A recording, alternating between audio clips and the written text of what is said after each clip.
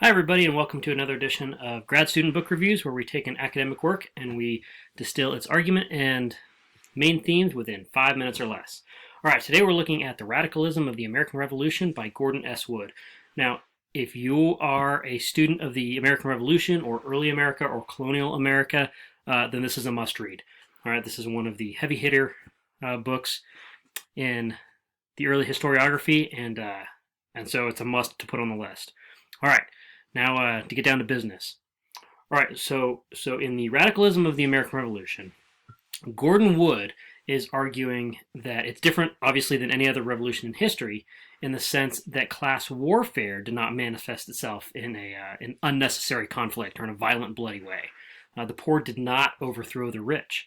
Instead, the American Revolution fundamentally altered the social relationships and social dynamics of colonial America or New America, the New American Republic. He says that it was the revolution more than any other single event that made America into the most liberal, democratic, and modern nation in the world. A new society unlike any that the world has ever seen before.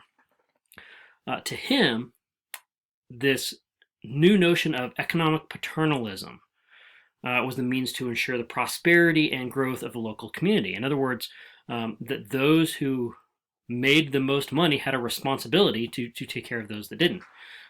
Those that had achieved economic and social superiority were expected to lead the government, both physically and materialistically. Now, he argues also that republicanism itself, this notion of republicanism, was as radical in the 18th century as Marxism was for the 19th century.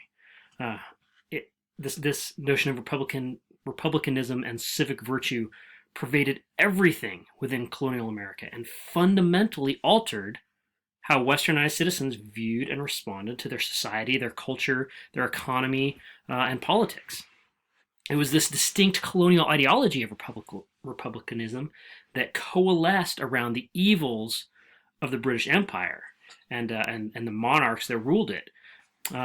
Further, it coalesced around the Americans' desire to manage their own affairs, free from the crown's or parliament's interventions.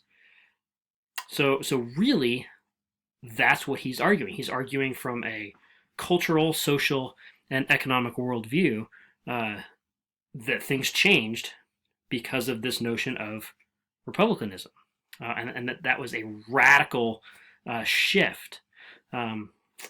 He almost goes so far as to say that the American Revolution could have been won without military violence, but that's my biggest problem with this book, is he does not talk about the military aspect of the revolution at all. There's no mention of it.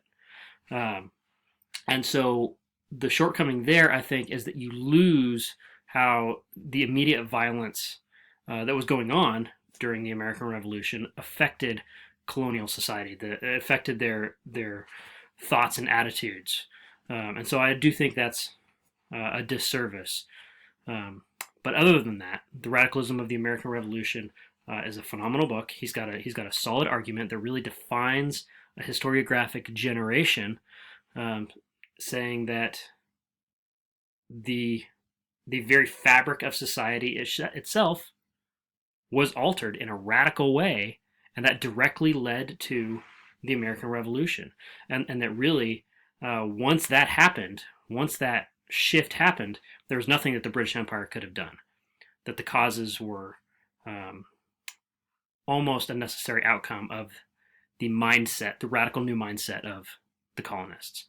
So anyway, if you agree with me or disagree with me, go ahead and write that in the comments. Thanks for tuning in. Hopefully there'll be more to come here soon, and we'll catch you later.